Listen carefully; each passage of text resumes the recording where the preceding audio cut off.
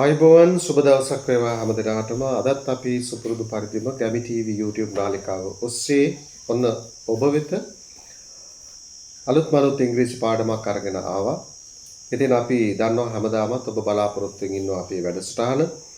ඔබගේ ඉංග්‍රීසි දැනුම වැඩි කරගන්න, ටිකෙන් ටික වර්ධනය කරගන්න DMK English ඉංග්‍රීසි වැඩසටහන සමග ඔබ හැම සතියෙම එකතු වෙනවා කියලා අපි දන්නවා. ඉතින් අද දවසේ අපි ඔබට අරගෙන අවිල්ලා තියෙන්නේ තවත් විශේෂ පාඩමක්.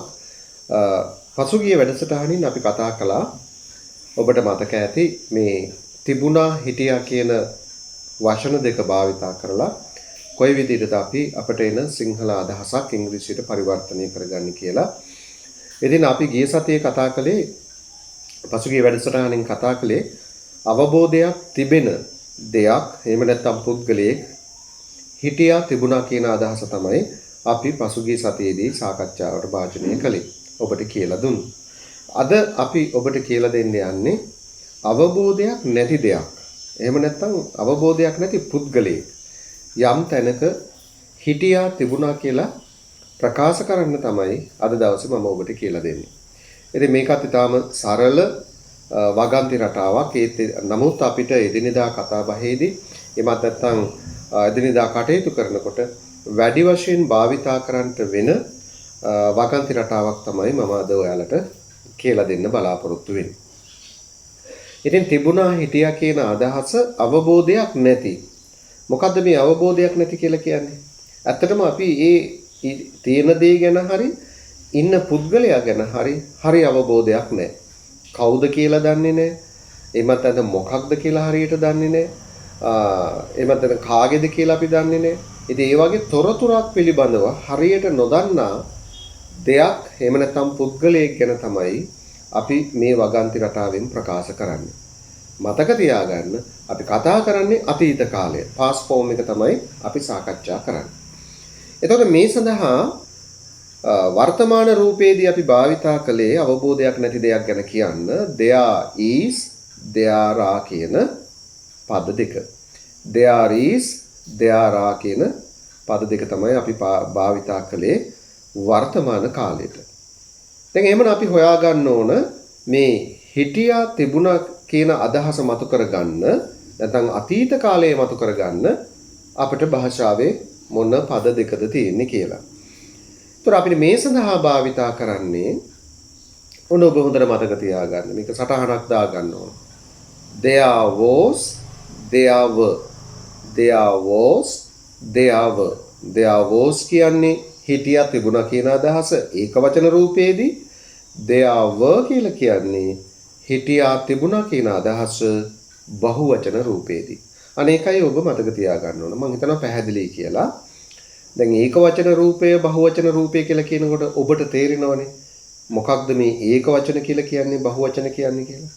ඒ නිසා මේ අවබෝධය හොඳට භාවිතා කරන්න ඕන මේ වගන්ති ගොඩනගා ගන්නකොට. හොඳයි. ඉතින් මේ අදහස මතු කරගෙන අපි කියනවා බයිසිකලයක් තිබුණා. මිනිස්සෙක් නැත්නම් මිනිහෙක් හිටියා. සර්පෙක් හිටියා. කුරුල්ලෙක් හිටියා. පාර්සලයක් තිබුණා. පෑනක් තිබුණා.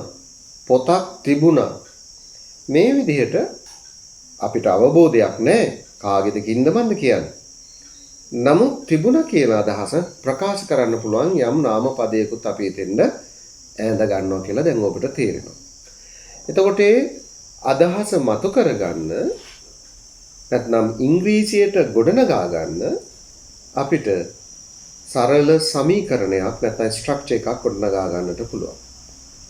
මේ ස්ට්‍රක්චර් එක තමයි අපට උදව් කරන්නේ මේ වැකිය හරියටම ගොඩනගා ගන්න නැත්නම් හරියට ප්‍රකාශ කරන්න. එතකොට මුලින්ම අපි කියන්න ඕනේ තිබුණා කියන එක නැත්නම් හිටියා කියන එක. වැකිය මුලටම යොදා ගන්න ඕනේ තිබුණා කියන එක නැත්නම් හිටියා කියන එක. මම ස්ට්‍රක්චර් එක දීලා තියෙන ඕන තිරේ ඔබට දකින්න පුළුවන්. බලන්න ඒ රූප සටහනේ නැත්නම් ඒ ස්ට්‍රක්චර් එකේ ඔබට පේනවා මුලින්ම තියෙන්නේ there was there were there was there were කියන වචන දෙක තමයි මුලටම යොදාගන්නේ. ඊට පස්සේ හිටපු පුද්ගලයා නැත්නම් හිටපු සතා එහෙමත් නැත්නම් තිබුණ දේ අපි ප්‍රකාශ කරනවා. ඒකෙන් අදහස් වෙන්නේ නාම පදේ අපි එතන භාවිත කරන්න ඕන secondly. thirdly අපිට මම මුලින්ම සඳහන් කළා පහුගිය වැඩසටහනේ මුත් කිව්වා තිබෙන ස්ථානයක් ගැන. නේද? මේසේ උඩ වෙන්න පුළුවන්, කඩේ ළඟ වෙන්න පුළුවන්, එහෙමත් නැත්නම් ගහ උඩ වෙන්න පුළුවන්, පන්ති කාමරයේ වෙන්න පුළුවන්, කුස්සියේ වෙන්න පුළුවන්, සාලේ වෙන්න පුළුවන්, මිදුලේ වෙන්න පුළුවන්, චිත්‍රපට ශාලාවේ වෙන්න පුළුවන්, පුස්තකාලයේ වෙන්න පුළුවන්, රෝහලේ වෙන්න මේ කොතනක හරි ස්ථානයක් ඈඳ ගන්නකොට වගන්තියට සම්බන්ධ කර ගන්නකොට අන්න එතෙන්ට අපිට නිපාත පදයක් යොදා ගන්න වෙනවා. ඒ අවස්ථාව සකස් කරගන්න. ඒ නිසා නිපාත පදයක් අපි යොදා ගන්නවා. ඊට පස්සේ තමයි අපි ප්ලේස් එක ස්ථානය අපි ප්‍රකාශ කරන්නේ. ඉතින් ස්ට්‍රක්චර් එකේ මම මේ අවස්ථාවන් ටික පෙන්නලා දීලා තියෙනවා. ඔබ ඒක හොඳට මතක තියාගන්න ඕන. අපි දැන් බලමු මේ ස්ට්‍රක්චර් එකට අනුව කොහොමද සිංහල වගන්තියක් ඉංග්‍රීසියට පරිවර්තනය කරගන්නේ කියලා. මේ සඳහා මම උදාහරණ පහක් දීලා තියෙනවා. ඔබට කියන්න ඕන විශේෂයෙන් අපිට තියෙන සීමිත කාලයක්. මේ සීමිත කාලය තුළ උදාහරණ වගන්ති රැසක් සාකච්ඡා කරන්න අවස්ථාවක් ලැබෙන්නේ නැහැ. ඒ නිසා අපි මේ දීලා තියෙන උදාහරණ හොඳට අවධානයට අරගෙන ඒහා සමානව ඔබ තවත් වැකි 10 15ක් නිර්මාණය කරලා ඔබ එය පුහුණු වෙන්න ඕන. එහෙම පුහුණු වුණාම තමයි මේ වගන්ති රටාව ඔබට හිතේ ධාරණය කරගන්න අවස්ථාවක් සැලසෙන්නේ. එහෙම නැත්නම් මේ වැඩසටහන නිකම්ම බලලා හොඳ වැඩසටහනක් කියලා එතනින් ඒක ඉවර කළොත් ඒක ඔබට ප්‍රයෝජනයක් වෙන්නේ නැහැ. මේක දුල පුතාලා හොඳට මතක තියාගන්න. අපි දන්නවා මේ වැඩසටහන් ටික පාසල් යන වයසේ දරුවෝ බොහෝ දෙනෙක් නරඹනවා. ඉතින් ඒ නිසා ඔබ මතක තියාගන්න ඕන දේ තමයි මේ හැම ස්ට්‍රක්චර් එකක්ම වෙනම පොතක් අරගෙන පොඩි සටහනක් දාලා ඒ ආශ්‍රය කරගෙන ඔබ තව වගන්ති නිර්මාණය කරන්නට ඕන. හොඳයි අපි බලමු ස්ට්‍රක්චර් එකේ තියෙන්නේ there was there were ඊට පස්සේ නාම පදේ noun එක ඊළඟට preposition එක ස්ථානය සම්බන්ධ කරගන්න නිපාත පදය ඊට පස්සේ ස්ථානයක් තියෙනවා ඒ ස්ථානය ගැන අපි කියන්න ඕන place එක. ඒ අනුව දී තිබෙන උදාහරණ අපි ගොඩනගලා බලමු. පළවෙනි එක තමයි බල්ලෙක් මිදුලේ ඉන්නවා කියලා. දැන් අපි දන්නවා මේ වචන සියල්ලම ඔබ දන්නවා. දැන් මේකේ පිළිවෙල තමයි අපි දන්නේ බල්ලෙක් කියලා කිව්වම a dog කියලා අපි දන්නවා. ඊට පස්සේ මිදුලේ නම් yard කියලා කියනවා මිදුලට නැත්නම් compound කියලා කියනවා. ඊට පස්සේ කියලා තියෙන හිටියා. එහෙමනම් අපි දැන් දන්නවා හිටියා කියලා කියන was කියන පදය නැත්නම් were කියන පදේ යොදා ගන්නට ඕන. මෙතනදී බල්ලෙක් කියලා කිව්වම ඒක වචන රූපය. ඒ අනුව අපි දැන් දන්නවා ඒක වචන රූපයේදී දැන් යොදාගන්නේ there was බහුවචන රූපයේදී තමයි there were. ඉතින් මෙතෙන්ට අපි ගන්නෙ there was කියන කොටස. ඉතින් අපිට කිසි ගැටලුවක් නැතුව දැන් වගන්තිය හදා ගන්න පුළුවන්. මිදුලේ බල්ලෙක් හිටියා. හැබැයි අවබෝධයක් නැහැනේ. හොඳට බලන්න බල්ලෙක් කියලානේ කිව්ව අපේ බල්ලා කියලා කිව්වේ නෑ. අල්ලපු ගෙදර නැන්දලාගේ බල්ලා කියලා කිව්වේ නෑ. එහෙම නමක් ගාව ගත්තේ නෑ. එකෙන් පේන්නේ අවබෝධයක් නෑ. කාගේද බල්ලා කියලා අපි දන්නේ නෑ. හැබැයි බල්ලෙක් බව විතරයි දන්නේ. ඒ අනුව අපි බල්ලෙක් හිටියා මිදුලේ there was a dog in the compound. There was a dog in the compound. Now look at the second one. දෙවෙනි උදාහරණය දිහා බලන්න. ලියුමක් පුටුව යට තිබුණා. තිබුණේ ලියුමක්. එහෙනම් ඒක වචනයි. තිබුණ තැනක් කියවෙනවා. පුටුව යට. දැන් අපිට නිපාත නැතුව මේක කතා කරන්න බෑ. ඊට පස්සේ තිබුණ තැන ගැන කියනවා පුටුව යට. තිබුණ දේ කියනවා. එහෙනම් හැබැයි ලියුමක් කාගේ ලියුමද කොහෙන් ආවද කිසිම තොරතුරක් අපි දන්නේ නැහැ. ඒ නිසා අවබෝධයක් නැහැ කියලා කිව්වේ ඒකයි. ඒ අනුව අපිට වගන්තිය ගොඩනගා ගන්න පුළුවන් there was a letter under the chair. There was a letter under the chair. තුන්වෙනි උදාහරණය බලන්න මේ සියලුම උදාහරණ ඔබට තිරේ දකින්න පුළුවන්. ළමයි දෙන්නේ කාමරේ හිටියා. ළමයි දෙන්නේ කාමරේ හිටියා. දැන් ඔබට පේනවා ළමයි දෙන්නේ කියනකොට ඒක බහුවචන රූපය. බහුවචන රූපය. තිරිස වැඩිනේ එක්කෙනෙකුට වඩා ඉන්නවා. එහෙනම් බහුවචන රූපය. හිටියේ කොහෙද කාමරේ? ඒ අනුව අපිට වැකිය ගොඩන ගන්නට පුළුවන් there were two children. There were two children in the room. In the room. හිටපු ළමයි ගැන අවබෝධයක් අපිට නැහැ. කවුද හිටියේ කොහේ ළමයිද මොනවත් තොරතුරක් අපි දන්නේ නැහැ. නම් වශයෙන් දන්නේ නැහැ, අඳුනන්නේ නැහැ. හැබැයි දන්නේ ළමයි කියන එක. ඉතින් ළමයි දෙන්නෙක් කාමරේ හිටියා, ළමයි දෙන්නෙක් පන්තියේ හිටියා, ළමයි දෙන්නෙක් බස් හෝල්ට් එකේ හිටියා. මේ විදිහට අපිට කියන්න පුළුවන්. ඉතින් ඔබ උදාහරණ තව එකතු කර ගන්න ඕන. තව මේ වගේ වගන්ති හදන්න. හතරවෙනි උදාහරණය බලන්න. ඒ දවස්වල මෙහි හොඳ හෝටලයක් තිබුණා. ඉතිහාසයේ නැත්නම් අතීතයේ යම් කතාවක් මේ කියන්නේ. නේද? අද එකක් නෙමෙයි. මතකයක් අවදි කරලා කියනවා ඒ දවස්වල මෙතන හොඳ හෝටලයක් තිබුණා. බලන්න හොඳ හෝටලයක්. එතකොට හෝටලයක් තිබුණා කියලායි කියන්නේ. එතකොට අපි වගන්තිය ගොඩ නගනවා there was a good hotel. There was a good hotel here those days. Here කියන්නේ මෙතන. ඒ දවස්වල those days. පස්වෙනි වැකිය බලන්න. Look at the fifth sentence. ඊරෑ රූපවාහිනියේ හොඳ චිත්‍රපටයක් තිබුණා. අපි එහෙම සාමාන්‍යයෙන් කියනවා. ඊරෑ හොඳ චිත්‍රපටයක් රූපවාහිනියේ තිබුණා. There was a good film on TV last night. ඊරෑ last night. film චිත්‍රපටයක් හොඳ film හොඳ චිත්‍රපටයක් a good film. අනුව there was a good film හොඳ චිත්‍රපටයක් තිබුණා on TV last night. දැන් ඔබට පැහැදිලි කොයි විදිහටද මේ ආකාරයේ වගන්තියක් ගොඩනගා ගන්න කියලා. අපි ඔය කතා කළේ ඇත යන අර්ථය. එහෙම නැත්නම් අපි කියනවා positive form කියලා. ඇත යන අර්ථය. ඊළඟට අපි ඉගෙන ගන්න යන්නේ නැත යන අර්ථය. කොහොමද නැහැ කියලා කියන්නේ? තිබුණේ නැහැ, හිටියේ නැහැ. මේ අදහසත් අපි කියනවානේ. තිබුණේ නැහැ, හිටියේ නැහැ. අවබෝධයක් නැති දෙයක් ගැනයි. හැබැයි ඒක මතක තියාගන්න. අපි පහුගිය පාඩමේදී කියලා දුන්නා අවබෝධයක් තියෙන, හිටියා තියෙන, තිබුණා කියන එක. අද අපි කතා කරන්නේ ඔබ දන්නවා දැනටමත් අවබෝධයක් නැති අතීත කාලයට යටත්ව තිබුණා, හිටියා කියලා යම් පුද්ගලයෙක් හෝ දෙයක් ගැන. දැන් නෙගටිව් වගන්ති හදාගන්නේ නැත යන අර්ථය ගොඩනගාගන්නේ අපිට තා පහසුයි. there was එහෙම නැත්නම් there were යොදාගත්තට පස්සේ මේ was වලට පසුව අපි අනිවාර්යෙන්ම not කියන පදේ එකතු කරනවා. not කියන පදේ එකතු කරනවා. බලන්න ස්ට්‍රක්චර් එක ඔන්න තිරේ අපි දැන් ඔබට දකින්න සලස්වනවා. මේ ස්ට්‍රක්චර් එකේ අපි පෙන්නලා තියෙනවා there was not, there were not. ඊට පස්සේ තිබුණ හිටිය පුද්ගලයා ගැන හරි දේ හරි ගැන අපි ප්‍රකාශ කරන්න ඕනි. ඊට පස්සේ නිපාත පදයේ ප්‍රිපොසිෂන් එක, ඊට පස්සේ ප්ලේස් එක. ඉතින් මේ ස්ට්‍රක්චර් එකට අනුව අපි උදාහරණ කීපයක් දීලා තියෙනවා දුල පුතාලට පැහැදිලිව තේරුම් ගන්න මේ වගේ වගන්තියක් කොහොමද හදාගන්නේ කියලා බලන්න. පුටුව උඩ කුඩයක් තිබුණේ නැහැ. පුටුව උඩ කුඩයක් තිබුණේ නැහැ. එතකොට තිබුණේ නැහැ. එතකොට අපි දන්නවා අතීත කාලයටයි යටත් වෙලා තියෙන්නේ. අතීත කාලයටයි යටත් වෙලා තියෙන්නේ. කුඩයක් කියලා කිව්වම දන්නේ නැහැ කාගේ කුඩේද. ඉතින් තොරතුරු දන්නේ නැහැ. ඒක හොඳට මතක තියාගන්න. අවබෝධයක් නැහැ මේ සම්බන්ධයෙන්. ඒ අනුව වැකිය හැදෙනවා. There was not an umbrella. කුඩයක්නේ. පුටුව උඩ කුඩයක් තිබුණේ නැහැ. There was not an umbrella on the chair. On the chair. ඔන්න ඔබ මතක තියාගන්න ඕනේ හොඳට.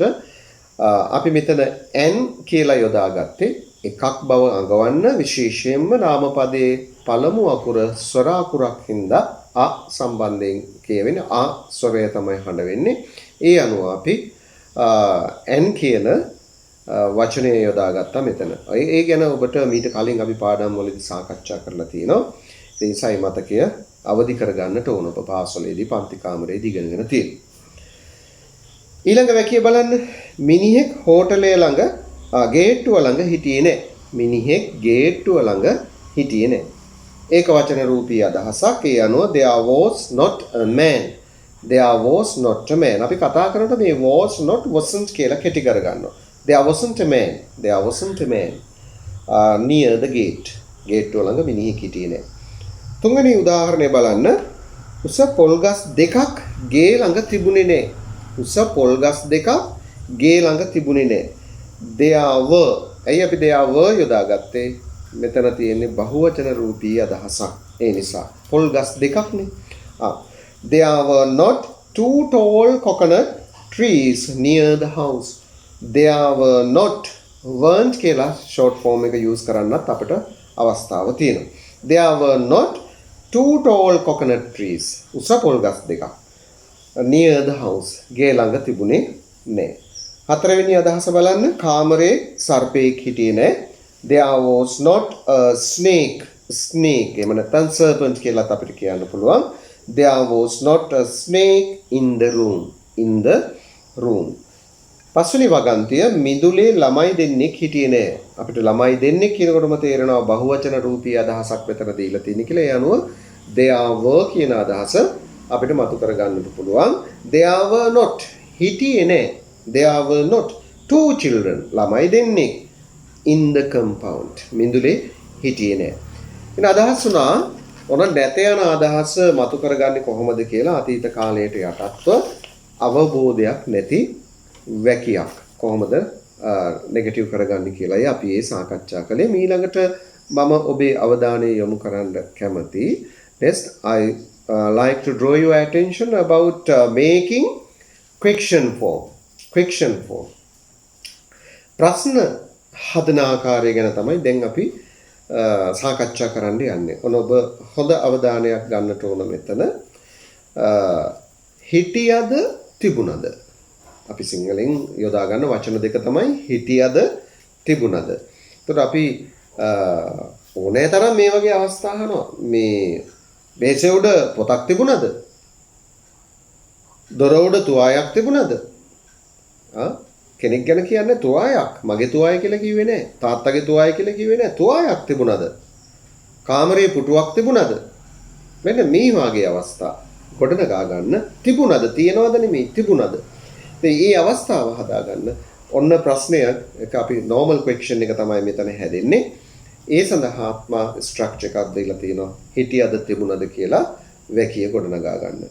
ඉතින් දුල පුතාලා මේ ස්ට්‍රක්චර් එක හොඳට ෆලෝ කරන්න බලන්න. මුලින්ම අපි ලියන්නේ was. එහෙම නැත්නම් were. ඊට පස්සේ there.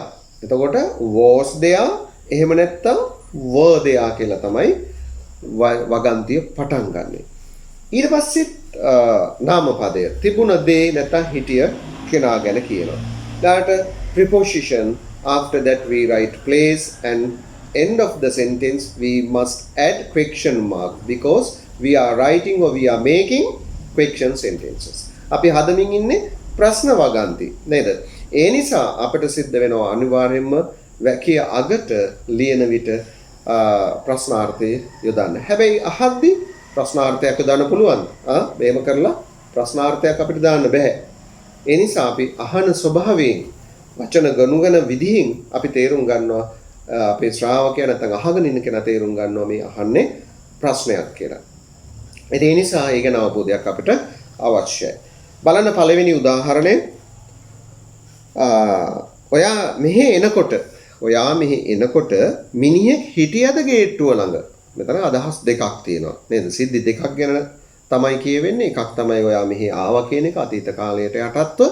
අනිත් එක තමයි ඒ එනකොට ගේට්ටුව ළඟ මිනිහෙක් හිටියද කියලා ප්‍රශ්නයක් අහනවා. එතකොට ඔයා එන විට නැත්තම් එනකොට එහෙමද අපිට තව අදහසක් ගන්න පුළුවන් මේ අපි එදිනෙදා කතාවේදී ඔයා එද්දි නේද? එහෙම අහනවනේ. ඔයා එද්දි ඔයා යනකොට, ඔයා එනකොට, ඔයා බත් කනකොට, ඔයා වැඩ කරනකොට අපි එහෙම නේද? කොට කියලා එකක් එකතු කරනවානේ. නැත්තම් විට නේද? ඒ නිසා අපි එතනට යොදා ගන්න ඕන පදයක් හොයා ගන්න ඕන. ඒක තමයි වැදගත්ම දේ. නේද? මේ සඳහා ඉංග්‍රීසියෙන් අපි භාවිතා කරනවා when කියන පදය. when කියන පදය. උතර මතක තියාගන්න WHEN when කියන පදය අපි භාවිතා කරනවා. මේ when කියන පදය ප්‍රශ්නයක් හැටියටත් යොදා ගන්න ප්‍රශ්න පදයක් හැටියට කවදද කොයි වෙලාවෙද කියලා. මෙතනදී අදහස නෙමෙයි. මෙතනදී එන්නේ විට කොටද්දි නේද? සීයා විට කොටද්දි නෙමෙයි. මතක තියාගන්න. විට යම් ක්‍රියාවක් කරන විට, කොට යම් ක්‍රියාවක් කරනකොට,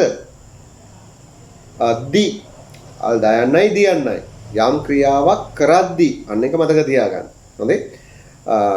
ඒ අදහස තමයි මේ එකතු කරලා අපි ඔබට මතක තියාගන්න පහසු වෙන්නේ නේද? අමතක වෙන්නේ කවදාවත් බලන්න. විට කොට දී විට කොට දී කියන අදහස. ඒ කියන්නේ විටක් කොටන කතාවක් නෙමෙයි මේ කියන්නේ. යම් ක්‍රියාවක් සිදු වෙන වෙලාවට. බලන්න වගන්තිය දීලා තියෙන්නේ ඔයා මෙහි එනකොට අන්න අවස්ථාව. නැත්තම් මෙහි එද්දි. එහෙම නැත්තම් මෙහි එන විට. කෙනෙක් අහනවා ඔයා මෙහි එනකොට ගේට්ටුව ළඟ මිනිහෙක් හිටියද? දැන් අපි දන්නවා මේ අවස්ථාව සම්බන්ධ කරගන්න මේ විට කියන අවස්ථාව සම්බන්ධ කරගන්න අපිට තියෙන වචනේ තමයි when කියන පදේ. මේක join කරගන්න අපිට යොදා ගන්න පුළුවන් දෙයක්. නේද? joining word එකක්. එතකොට ප්‍රශ්නය ගොඩනගනවා when you came here. මතක තියාගන්න ක්‍රියාපදේ අපි යොදන්නේ අතීත කාලෙන්. හේතු වෙයි මේ සිදුවීම වෙලා ඉවරයි. මේ සිදුවීම වෙලා ඉවරයි. when you came here. ඔයා මෙහි එනකොට දැන් අපිට අහන්න පුළුවන් මේ ස්ට්‍රක්චර් එකේ විදිහට ඊළඟ කොටස නිර්මාණය කරගන්න. මොකද්ද? මිනිහෙක් හිටියද ගේට්ටුව ළඟ? ඒ අනුව අපි අහනවා was there a man near the gate? Was there a man near the gate? අපි හිමින් පැහැදිලිව තේරුම් ගන්න ඔබට ඔන්න අපි ප්‍රොනවුන්ස් කරලා තියෙනවා. ඒක තේරුම් ගන්න අවබෝධ කරගන්න කොහොමද වගන්තිය හදන්නේ කියලා. When you came here, ඔයා මෙහි එනකොට was there a man near the gate? ගේට්ටුව ළඟ මිනිහෙක් හිටියද? And now look at the second one. දෙවෙනි උදාහරණය බලන්න. ගේට්ටුවෙන් එහා පැත්තේ බයිසිකලයක් තිබුණද? බලන්න අප්‍රාණවාචී දෙයක් ගැනයි කියන්නේ. ඒකයි තිබුණද කියලා අපි අහන්නේ. ගේට්ටුවෙන් එහා පැත්තේ ගේට්ටුවට පිටපැත්තේ බයිසිකලයක් තිබුණද? ඕන අපිට මෙතන එකතු කරන්න තිබුණා ඔයා එනකොට. ඔයා එද්දි කියලා.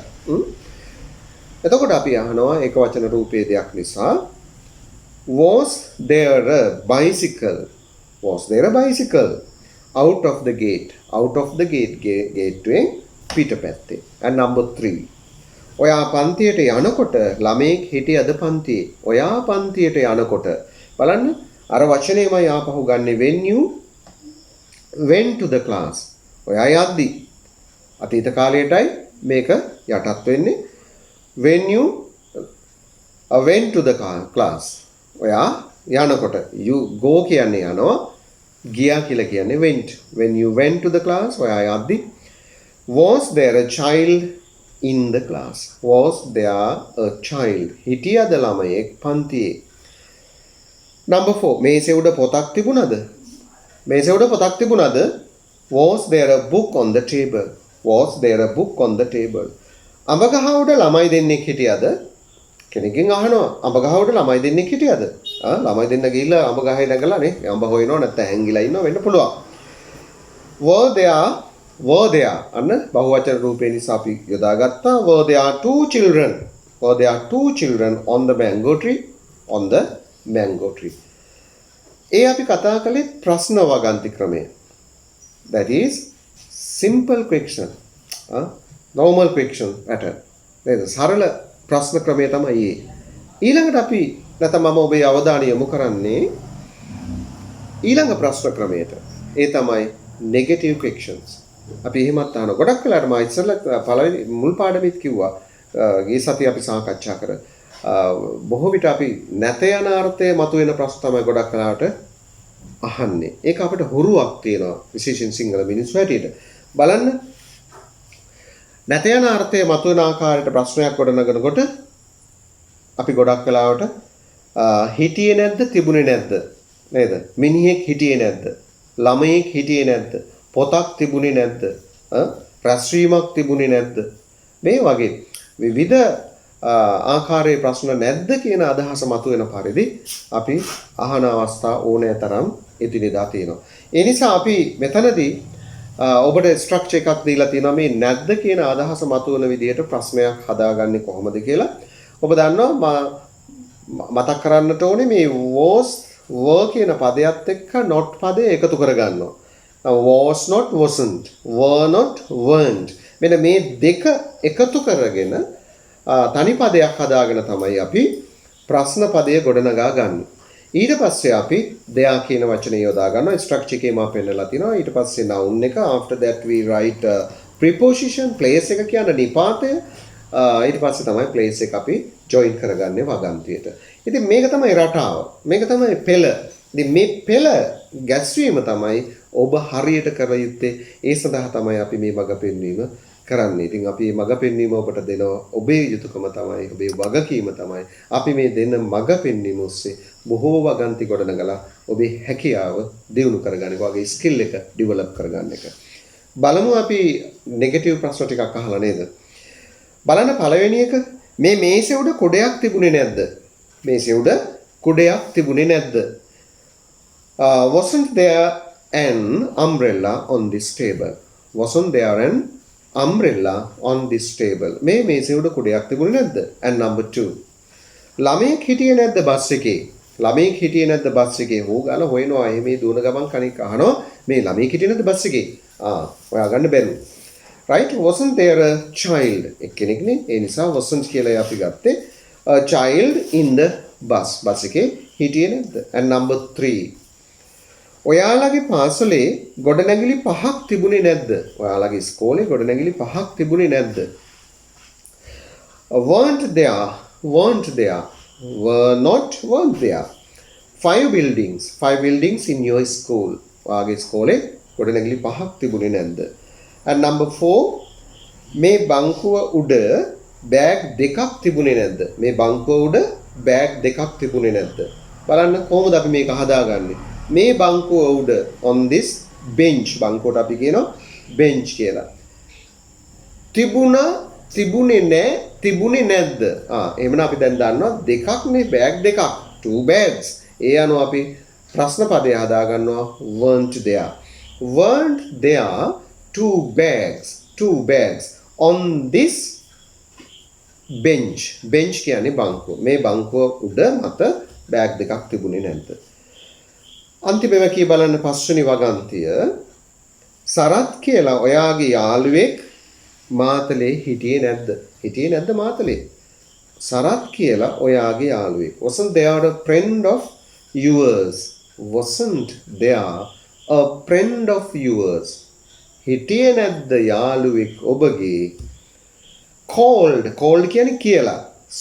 called Sarath in Matale. මාතලේ හිටියේ නැද්ද ඔයාගේ යාළුවෙක් සරත් කියලා. එතකොට මෙන්න මේ විදිහට අපිට මේ හිටියේ නැද්ද තිබුණේ නැද්ද කියන අදහස ඉංග්‍රීසියට ගොඩනගා ගන්න පුළුවන්. ඒක ඒ ආකාරය තමයි මම ඔබට කියලා දුන්නේ. ඔබ මතක තියාගන්න ඕනේ මේ ස්ට්‍රක්චර්ස් ටික හොඳට මතක තියාගන්න. ඒ ටික අමතක වුණොත් ඔබට මේ ආකාරයේ වැකි හදා ගන්න පුළුවන් වෙන්නේ නැහැ. ඉතින් අද දවසේ අපි ඔබට කියලා දුන්නේ